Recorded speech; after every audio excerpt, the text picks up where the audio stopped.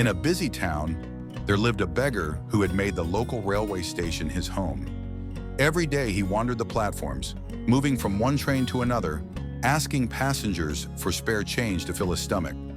His clothes were ragged, and his appearance reflected the hard life he had been living. Though many ignored him, he managed to survive day by day through small acts of charity from strangers. One particular day, as he was going about his usual routine of begging, his eyes caught sight of a tall man dressed in a crisp suit. The man appeared to be very wealthy and important, and the beggar immediately thought to himself, "This man looks rich. If I ask him for money, he might give me a generous amount." With hope in his heart, the beggar approached the man and stretched out his hand. But instead of giving him money, the man stopped and asked a surprising question. "You always ask others for something. Have you ever given anything to anyone?" The beggar was taken aback. Confused and a bit embarrassed, he replied, "Sir, I am just a beggar. I live off of what people give me. How can I possibly afford to give anything to others?" The man then said something that would change the beggar's life forever. "If you have nothing to give, then you have no right to ask. I'm a businessman. I believe in give and take. If you can offer me something, only then will I give you something in return." With that, the man boarded the train and disappeared from sight, leaving behind a seed of thought that would soon grow into a life-changing realization. After the tall man boarded the train and left, his words echoed in the beggar's mind. For the first time, someone had challenged the way he thought about his life. The idea that he had no right to receive if he had nothing to give struck him deeply. He kept thinking, maybe that's why I don't receive much, because I give nothing in return. He began to realize that begging without offering anything in return was not only one-sided, but also perhaps the reason behind the lack of generosity he often faced. But the thought also left him puzzled. What can a beggar like me possibly give to others? He didn't have money, possessions, or any special skills. Days passed and the question continued to haunt him. He desperately wanted to follow the businessman's advice, but he couldn't figure out what he could offer. On the third day, as he sat near the railway station, his eyes fell upon some bright flowers blooming near the tracks. A simple idea came to him. What if I give flowers to the people who give me money? The thought excited him. It was something small, but it was his own way of giving back. He quickly picked some flowers and decided to try this new approach. Though he was still a beggar, he now had something meaningful to offer, and that small shift in perspective was the first step toward a life he never imagined possible. With newfound determination, the beggar began collecting fresh flowers every morning from the plants and bushes growing around the railway station. These flowers were simple, wildflowers not from a shop, but they were colorful, fragrant, and full of life. He believed that even though he had no money or possessions, he could still offer something beautiful in return for the kindness he received. That very day, he began his new practice. As he walked from one train to another, asking passengers for alms, he did something different. Each time someone gave him money, he would humbly offer them a flower in return. At first, people were surprised. They had never seen a beggar give something back. Some smiled, some accepted the flower with curiosity, and some were genuinely touched by the gesture. Over the next few days, something unexpected began to happen. More and more people started giving him money. His act of offering flowers, though small, made people feel good. They no longer saw him just as a beggar. They saw him as someone who gave, not just someone who asked. The flowers created a moment of joy in the lives of those who passed by him. He realized that as long as he had flowers, he would receive more donations. And on days when the flowers ran out, the money stopped as well. Slowly, he began to understand the powerful truth behind what the tall man had said. People are more willing to give when they feel they're also receiving something of value. The beggar's new habit became his identity. He no longer begged with empty hands. He gave first and then received. This small act of giving changed not only how others saw him, but more importantly, how he saw himself. What started as a humble exchange of flowers for coins was becoming the beginning of a new life.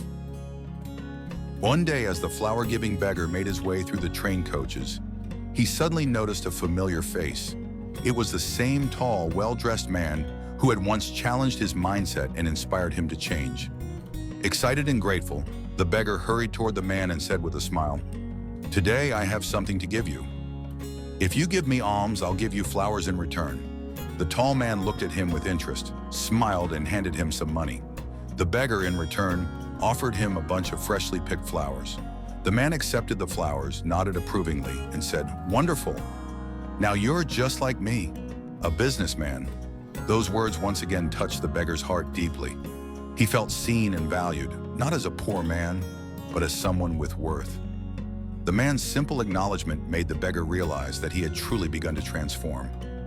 This time, the beggar didn't just hear the words, he believed them. His eyes lit up with pride and hope. A new belief awakened inside him. "I am not a beggar. I am a giver. I am a businessman." He got off the train and stood at the platform, looking up at the sky. With great emotion, he shouted aloud, "I'm not a beggar. I'm a businessman. I can become rich." People nearby looked at him with confusion, thinking perhaps he had gone mad. But in truth, it was the moment he truly set himself free from his old identity, from doubt, and from fear. This was the beginning of his new life with a new mindset. 6 months passed, and the railway station saw many travelers come and go. One day, 2 men in suits were traveling on a train that stopped at that very station. As they looked at each other, one of them smiled and extended his hand. "Do you recognize me?" he asked. The other man looked puzzled. "I don't think we've met before," he replied. The first man chuckled and said, "This isn't our first meeting. It's actually the 3rd time we've met, all at this very station." Still confused, the second man asked, "When were the first 2 times?" Smiling warmly, the first man said, "I'm the beggar you once met, the one to whom you refused to give money. The second time we met, you gave me some coins, and I gave you flowers in return." Suddenly, the second man remembered. "Oh yes, you're that flower-giving beggar. But look at you now, dressed so well. What are you doing these days?" The former beggar proudly replied, "I'm now a successful flower businessman. I'm traveling to another city for business." He went on to explain how the principle of give and take, which he had once heard from this very man, had transformed his life. He used the money he earned from giving flowers to start a real business. And now he sold flowers on a much larger scale. He had gone from being seen as a beggar by others, and by himself, to becoming a true entrepreneur. Sure. As they continued talking, the flower businessman reflected on the 2 powerful lessons he had learned from his earlier encounters with the tall gentleman. He said, "The first time we met, you taught me a natural law, that in life you only receive when you give, the law of give and take. I had never thought of life that way before." He continued, "Back then, I always saw myself as a beggar, someone who had nothing to give.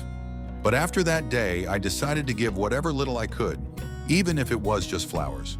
And I saw the change immediately. People started giving me more, not because they pitied me, but because they were receiving something meaningful in return. But it wasn't until our second meeting," he added, "that I truly began to see myself differently. You told me that I was no longer a beggar, that I was a businessman. That moment changed everything. I realized people weren't giving me money out of charity. They were paying for the flowers. They were buying something from me." That simple shift in perspective, from being a beggar to being a seller, gave him confidence and clarity. He was no longer just surviving. He was building something. With the small income he made from selling flowers on the train, he eventually invested in more flowers and expanded his work. He became a well-known flower merchant in his town. He added, "People here love flowers. Their love and my belief in myself have built the life I live today." Both men smiled, satisfied by the unexpected journey that had brought them together again. They stepped off the train and walked away, talking about business as equals. The story ends with a powerful message.